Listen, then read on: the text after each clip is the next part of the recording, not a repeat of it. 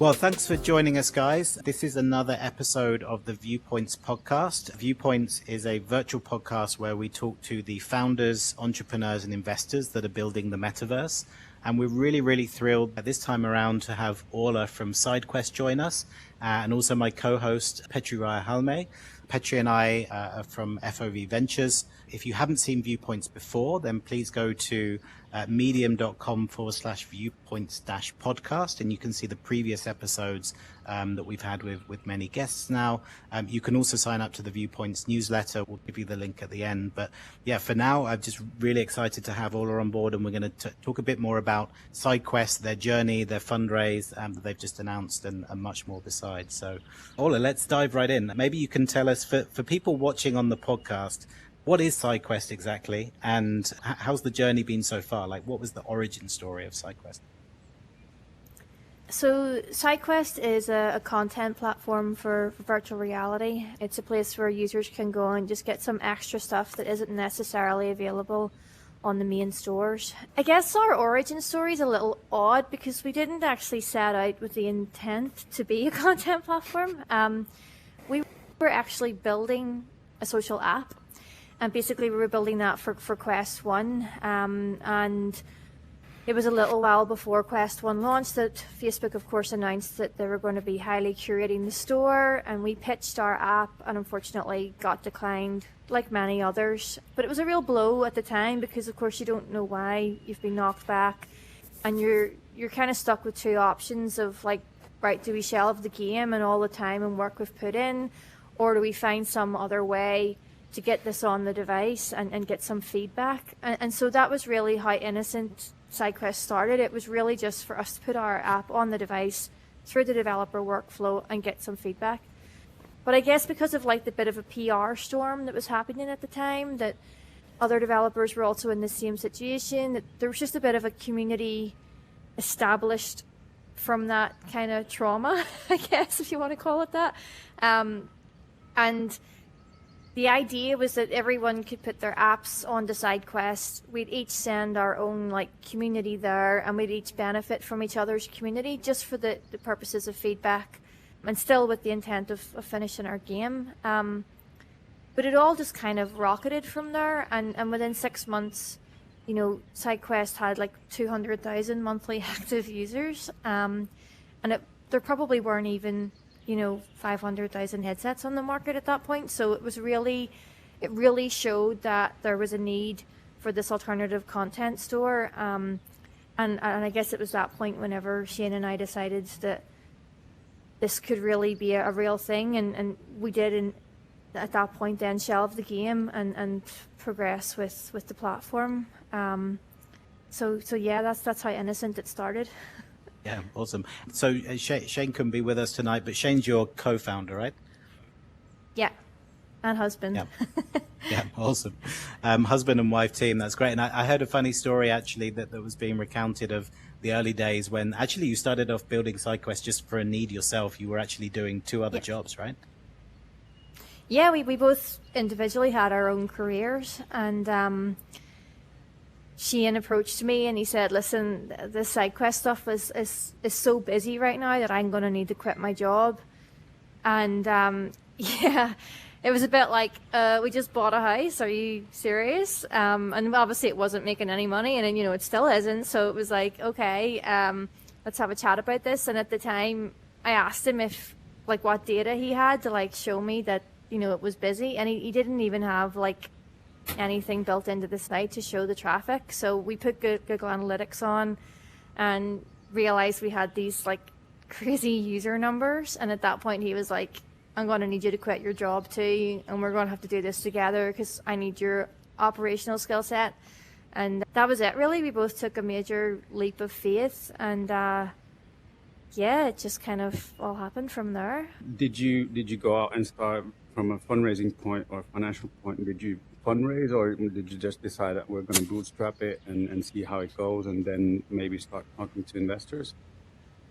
Well, we had some savings, so that was kind of our like, we'll spend the savings, and if it still isn't working, you know, we'll drop it. But at the time, I just went straight out. It was like the week before Christmas in 2019, and I just started talking to anybody that would listen to me, because I had never been on a venture route before. I'd always worked in bootstrap businesses. I didn't understand it, but I knew that these numbers were just crazy, and the more people I spoke to, the more that they introduced me to others, and it just kind of all like progressed from there. And eventually we got onto an accelerator in Belfast, the Ignite Accelerator, and that was like a baptism of fire. That was like an education in all things venture. We came out the other side of that after 12 weeks and raised our pre-seed round. So yeah, it was we definitely went in really not knowing what we were doing, how things were done, what venture was, and within a few months we had a pre-seed round. Yeah, awesome. I think it's striking. I think a lot of the best startups are ones that are born out of problems. I think all too often in VR, or certainly new technologies, it's tempting just to, wow, there's a great technology, what could we build? And it's almost like a solution looking for a problem. Whereas you guys, there was one of these kind of, pants on fire problem. It's like these developers just couldn't get onto the store. So maybe you can take us through what was SideQuest initially solving and how's the product evolved? So I think initially we built SideQuest just to get feedback on our own game and help others get feedback. The initial problem of the curated app store, I guess the best way that I can describe it is that Oculus had Rift and it had Go, and those stores weren't necessarily curated, and they were a bit chaotic, and it was hard to find content. So their strategy for Quest was let's curate the life out of it, so that when users get this flagship device, that they have a really positive experience, and that maybe that will be what propels VR a little bit further. So at the time, we were mad about getting rejected, but it wasn't until maybe like a year later we were like, look, that was absolutely the best strategy for that device, because as much as it pains me to say it, the high quality apps and everyone talking about, the amazing experiences they were having did shift VR up a gear. So I think it was good that like SideQuest was there for everything else that was a little experimental, or maybe unfinished and just needed like a proof of concept. Quest was kind of like the skunk works, right? It was all the things Oculus didn't know it wanted yet. And then it eventually realized it absolutely wanted and needed it. and that's why App Lab now exists. And so, we've been talking to Oculus as far back as 2019 about creating a better channel than sideloading. And App Lab is the end result of those conversations for over a year. And yeah, I guess that's the best way I can explain it, is that SideQuest is like where you come and experiment, where you learn what your users want and need from your app, and then hopefully that's what helps you get onto the store, is that kind of early community. You mentioned that you got initially rejected and didn't get any feedback, but ever since, did you create a partnership, or were you able to kind of start a fruitful dialogue with Oculus ever since? Yeah, I think we started talking to Oculus back, it was possibly October time 2019. So it was quite early on with SideQuest. We were obviously quite nervous, like, are we doing something wrong? We didn't want to get into their bad books, but we didn't feel like we were doing anything wrong. So we just contacted them and we said, look, is this cool for now? And they were like, yeah, it's cool for now. And we did live with that fear right through like the early parts of 2020, that obviously you could see in the media people going, oh, SideQuest is dead, and Oculus is just going to turn it off and whatever. And, it gets in your head a little bit. We got a little paranoid about it, but at the same time, in the background, we were having these conversations that seemed positive, and we felt reassured. And so we just kept believing that everything was going to be okay. And, we're 2.5 years old now, and everything's still okay so far. Yeah. And And, there's a lot more to SideQuest. When I speak to developers, a big part of SideQuest is, well, actually, we can launch somewhere early before we hit store. And for a multi-user game, it might be about building community, or for other developers, it might just be about getting feedback from a group of dedicated people who have, tried lots of different apps out. The same way that people launch web apps or mobile apps on Product Hunt, SideQuest is an equivalent for that. So maybe talk us a bit more about how developers have found utility, beyond just allowing someone to get the app on. Yeah, I think what I understand Oculus are looking for is not just, hey, you've got a great concept, we'll give you money to help you build it. They also want to know that, like, the developers who they may have never heard of before, maybe they're a solo dev or a small team, they also want to know that they can scale. So they don't want to just hand out money to a small team and then suddenly the team are like, oh, we don't have a clue what we're doing, and the money's just gone, So SideQuest is a lot more than just, putting your app on a headset. It's Oculus are watching and thinking right, okay, they've nailed the concept. They seem to know a little bit about marketing. They've managed to retain their users. The devs are scaling, they're adding features, they're moving at a steady pace, and it's things like that I think catch their eye. So it isn't just about having a great idea, it's also about the execution of the idea. Yeah. But if I also think, some of the apps that I've used a lot that I first had from SideQuest, like someone like Hyperdash, for example, that was all about, they were doing regular play testing, they were really building that community whilst kind of figuring out, well, when are we ready then to go out, for stream release. So I think it's been really interesting. And then the other side, of course, is just more the kind of the marketing to the community. So from a user point of view, SideQuest seems to be a place where you can go, where it's more just about discovery of the applications. Yeah, absolutely.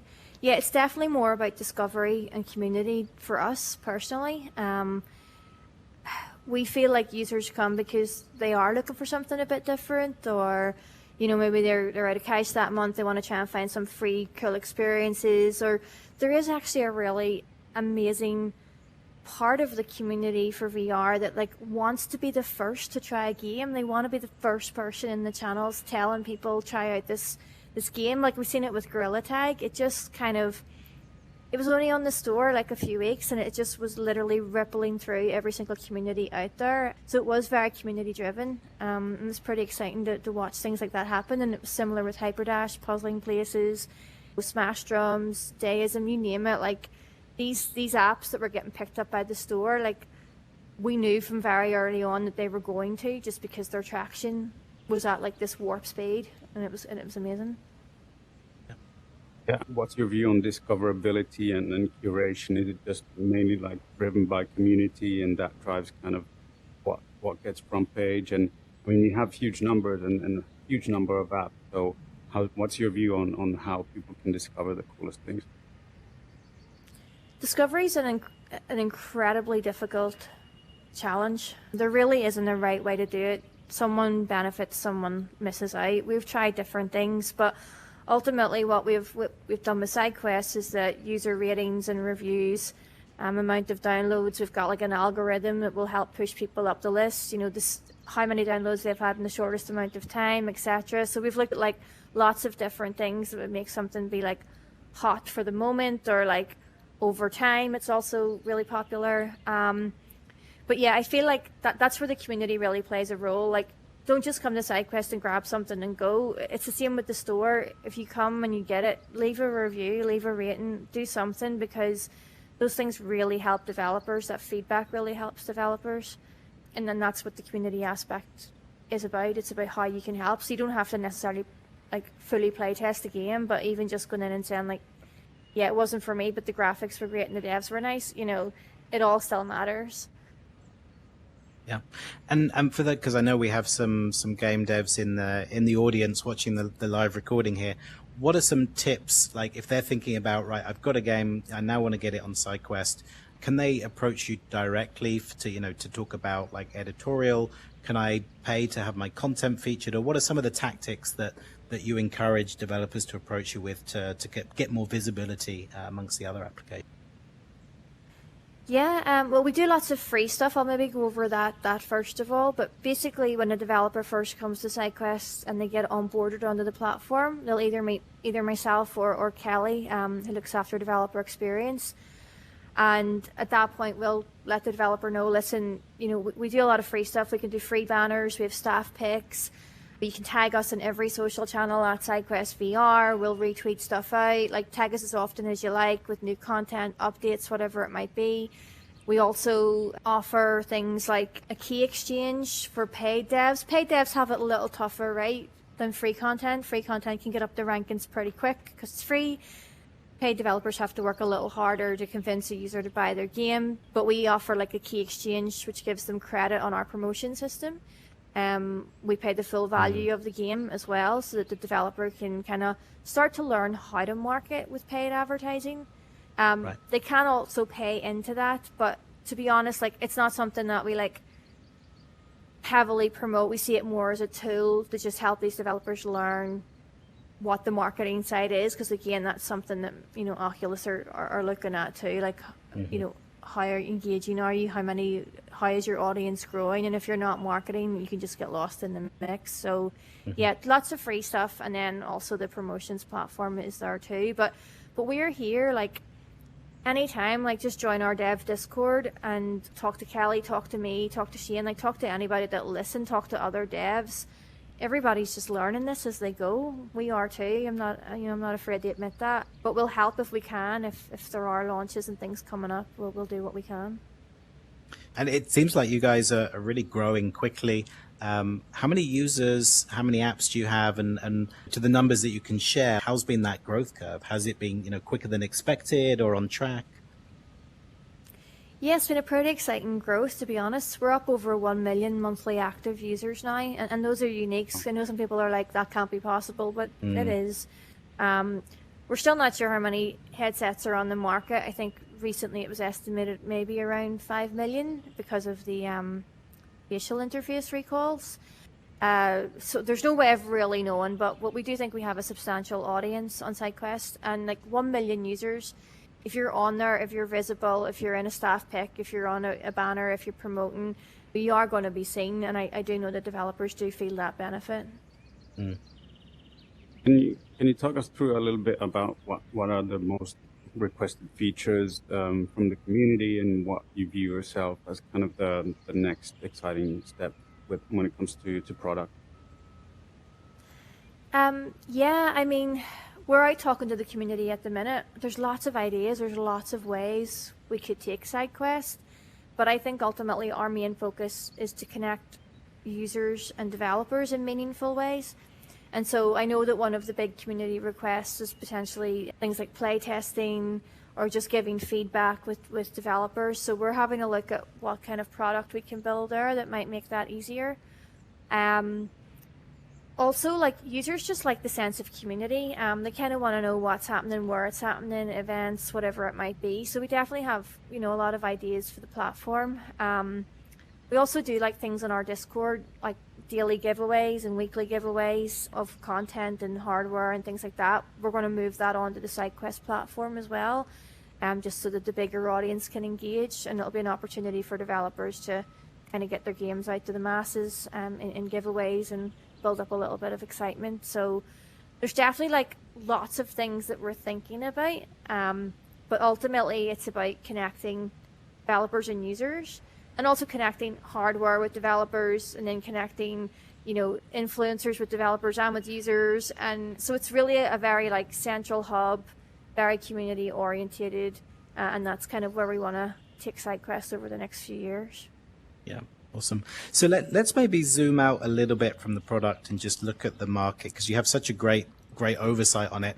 Now, obviously, you were solving a problem specifically for Oculus users at the beginning, right? But the market is much bigger than that. You have Steam, you have Vive has Viveport.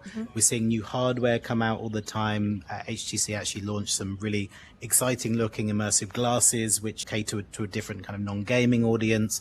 You've got Pico, just got acquired by ByteDance. So it's a really kind of dynamic and interesting time. How do you see that? Like, do you think you'll start working increasingly with other hardware vendors? And yeah, how do you just see that market overall and the dynamics that are playing out this year? I think like everyone else, we're waiting for the big Quest competitor to emerge. We talk to all the hardware providers that are out there regularly. And I guess we're just kind of patiently waiting to see who's going to step up and take on the challenge. I'm pretty excited about the conceptual stuff that's being talked about, like maybe Apple are going to have a device that could be a game changer. We're seeing things like Lynx coming out of France as well, which could also be a game changer. It just really depends. But ByteDance acquiring Pico is an incredibly positive signal, I think. If another social giant could potentially have the funds to do that and potentially then keep hardware prices low. Yeah, Pico is probably well placed to go head to head with Facebook, and then PlayStation doubling down on their commitment. I think all of those things for me indicate, when I think about an investor perspective, it feels like we're at a time in the market where there is more revenue to be had and more users. Like 1 million monthly active just in SideQuest shows to me that a developer can go and raise money, build a great game, and build a big business. But it's at this sweet spot where it's not like if you're the next the N+1 free-to-play mobile game developer, you're having to raise money just for user acquisition and fighting for your place on the App Store. Feels like it's still small enough that you can. I mean, Beat Saber's the best example. 3 or 4 people in Czech Republic do something really exciting that's native to the VR format, and you've got that clear space. Now that window will probably shut in the next year to 18 months as some of the bigger studios come and places like SideQuest get busier. So yeah, I'd love to hear your take on that, like just the timing. Like if there's a young developer or a entrepreneur in the audience, like is now a good time to be starting their business? I think now is the right time for VR and for starting to think about building. We're seeing games like every single day. There's just new apps being submitted. So I think now's the time, because it's only going to get busier. The same as like the app stores, Google Play Store and things like that. They just get busier and busier and busier. And suddenly when you're Googling for a game, you're going to find 20 to 50 options for that style of game instead of 2 or 3 that we maybe have now. What types of games are you seeing that are really like hitting a sweet spot and getting a lot of attention? And then maybe follow up to that, what is it outside of games that you're seeing a lot on getting attention and traction? So I think first-person shooters, just always. I don't think anybody will ever beat first-person shooters, but they just work so well for VR. So generally those games do perform well. I think the fitness category is an exceptional category. I feel like fitness in VR is going to be an absolutely huge market in the years to come. I'm pretty excited what a lot of our devs are doing. Personally have played a lot of the apps myself. I've even done like VZ Fit on the store, cycling around in Google Maps, and things like rhythm games, of course, just so perfect for VR and great for fitness as well. So there's definitely like fitness and first-person shooters. And then the puzzles too, to be honest, because people like a little bit of a conundrum. They like a little bit of a challenge. So puzzle games, definitely on the I love puzzling places. well. I get so relaxed when so I can good. lose myself for 2 hours just stitching together these beautiful different places. Yeah, it's like a race against time for the headset to die, trying to get a puzzle done. But yeah, I love puzzling places. Absolutely love it. I just think it's genius. And again, that was something that they built. It was supposed to be a different product, and of course it turned into puzzling places. And like, wow, amazing. So, and then you asked about like outside of gaming. Yep. I think the meditation apps do have a place, and I think places where you can watch content as well, obviously like your Netflix and your Amazon Prime and versions of media players and things. Definitely there's a market there as well for that kind of multi-use device. Yeah. And I know, I mean, just to touch on this briefly, I know, a lot of this has been app driven, but we also have WebXR and the kind of increasing standards there.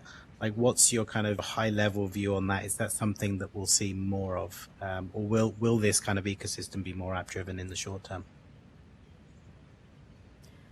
I think WebXR is pretty exciting, to be honest. You've apps like or the WebXR platform Moonrider, which probably is one of the best performing WebXR apps. It has a lot of potential, but it also has a lot of limitations. So I think if you want to go for like the high end, high quality, and you want to eventually get on the store, you probably need to go the app route rather than the WebXR route. But that's not to say that won't change down the line. And there's other things you can do with WebXR other than gaming that can kind of translate. So yeah. And I want to touch on the M word, which is the big buzz at the moment, Metaverse. You know, Tim Sweeney saying they're building the Metaverse. Mark Zuckerberg saying Facebook is going to be a Metaverse company. Like, lots of companies are kind of stepping their toe into the Metaverse arena. And I think in VR, my first true Metaverse experience was being in an app called Engage. We were kind of hanging out in a virtual club room, and then we walked through a door and we were immediately taken to a specific course on Topgolf Pro Putt. Which was like, oh wow, actually, yeah, I'm going from one game to the other, which felt like a true metaverse in VR. But what does metaverse mean to SideQuest? What does it mean to SideQuest, if anything? I think the metaverse is just a series of connections, and I think what we're doing, connecting users with developers within apps, outside of apps, across social, I think that's my version of the metaverse. That's our contribution to it. So I do think it's really, the metaverse is a network. It's like the early internet. It's a network of things that just connect in together, or lead on to something, or influence another thing, start a conversation elsewhere. So that's my idea of the metaverse. It's already started. It's already in motion. We're all in it already.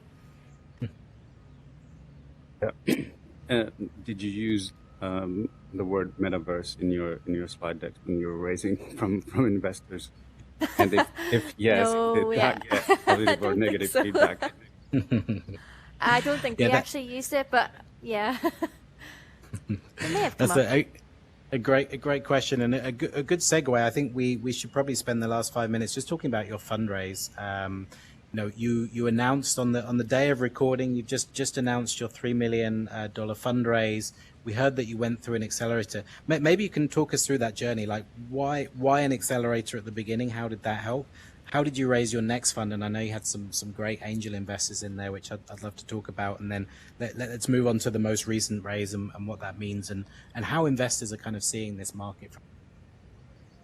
Yeah, absolutely. Well, I mentioned earlier that the accelerator really taught us what venture was. We got to speak to a lot of people during that 12-week process, and really learning that, like, you can get investment even if you don't have revenue, and you may not have revenue for a few years. So people also invest in something that may make money in the future. And so we confidently entered our pre-seed round at that point, thinking like, okay, well, we definitely have numbers and people seem to be excited about it, and so we'll raise this money. And we had Palmer, of course, Palmer Luckey, the original founder of Oculus, come on board at pre-seed, which was another element of validation for us that we were definitely doing something right. And so we used that pre-seed money to kind of build out more of a team and just keep iterating on SideQuest. And of course, Quest 2 launched, and then Christmas came last year, and everything was amplified by the pandemic. And so this kind of VR and AR space for investors just suddenly became like really, really interesting, because we're moving into this kind of new age of communication. So coming into 2021, we'd survived the pandemic. We'd raised the pre-seed round. While all of that was going on, we were still growing our user base. We were in prime positions to raise again, and we knew that if our numbers kept going the way that they were going, that we would have to raise sooner than we anticipated as well. So yeah, you do definitely just get a feeling that it's time to raise because of the amount of inbound you start to get from investors.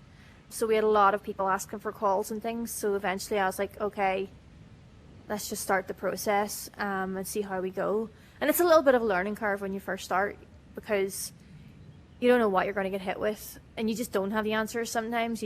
There's a lot of curveballs. So it's really not until maybe like week 2 or week 3 of the conversations where you start to kind of hit your stride, and you start to get a feeling for what like investors are responsive to. And then you start to really appreciate like what questions you should ask up front so you're not wasting everybody's time. Like, do you invest in VR? Are you actually interested in it? Are you interested in content? Are you interested in platform? Are you interested in community? Like, VCs actually have very specific goals. I didn't really know about this. Like, they write these kind of things that like this is what we're going to invest in. And so there's no point in having a conversation for an hour with someone and then finding out at the end that, you know, they're not really interested in like platform level community stuff. They're actually only interested in like enterprise level, you know, whatever. So yeah, it's a bit of a learning curve when you start fundraising, but I find it like a really exciting process. As much as it's stressful, it's quite exhilarating as well, especially when you get into conversations with investors who just get it.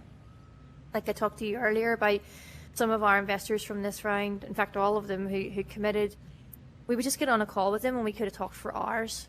You know, with people like Sitar at Connect, and we had Sean and Rogan at ProFounders, and we had Chris Lee come on as an angel, and you just get on a call and like there was just so much information, so much excitement, and you really just knew it was a natural fit. And that really helps too, that when you find one that you know is a natural fit, that when you get on a call with someone that isn't, then you're just kind of like, okay, like we know this isn't going to work. So like, it's about kind of cutting your losses as early as possible so that you can keep having the conversations you want to be having, that you enjoy having, and hopefully that they end in money on the table. Yeah, I mean, the good tips already for some of the founders to actually, for founders also ask questions from the VC, so it's not just a one-way street, but it's a dialogue, and it's really, really important. You're in it for the long haul with your investors, so it's really important to find the right chemistry and not just go for somebody who would be able to write a check for you. Absolutely, and one of the things that I noticed about the investors that did eventually come on board is that right from your first conversation with them, they come back, they want to book in another appointment time, they want information from you, that you want extra data, they want links to more, you know, let's go on another call, I want to bring in my colleague. If investors aren't like also working to meet you like halfway, like they should be out there educating themselves too about what you're doing and about the space that you're in. So we've always went with investors that they were connecting us with people to get like second opinions. They were out asking for advice from people like yourself, Dave, as well. You know, they're out there going like, what do you think of SideQuest? They're doing their homework. And that's when you know it's an investor that's possibly going to like go all the way, either be your lead investor or put money on the table, because they're intrigued. They're investing their time to find out about you. So if an investor's just out there going, give me stuff, I don't understand, explain it to me again, what did you mean? You know, if they're not getting it, just drop it and move on. Just keep looking, because you could waste a lot of time trying to convince people of something, but ultimately if they're not excited from like the first conversation, they're probably not going to get excited. And that's a hard lesson to learn. Yeah, awesome. Well, congrats again on the raise. You know, very excited. Yeah. I mean, you've a great set of investors on board. Can't speak high enough of the investors you do have on board. And yeah, I'm sure there'll be a lot of exciting things to see from SideQuest in 2022 and beyond. So I think we're going to wrap things up here. We are recording live, and we're going to go to the audience for some questions. But you know, just to wrap up the recorded portion of this, you've been listening to Viewpoints. We've been here with my co-host Petri Rajahalme and Orla Harris from SideQuest. Thanks for your time. It's been really great to hear about the journey there. If you're interested in what we've been talking about, then you know, come and find us. We're on Twitter. I'm at Haynes_Dave. Orla, where can people find SideQuest, or are you guys on Twitter? Yeah, at SideQuest VR. You can find us on all social platforms, and we've also got a Discord server as well. Perfect. Petri, where can we find you online?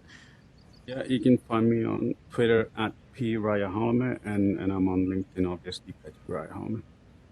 Yeah, awesome. And so we're FOV Ventures. You can hear the previous episodes at medium.com/viewpoints-podcast. Thanks for joining us, and we'll see you again next time.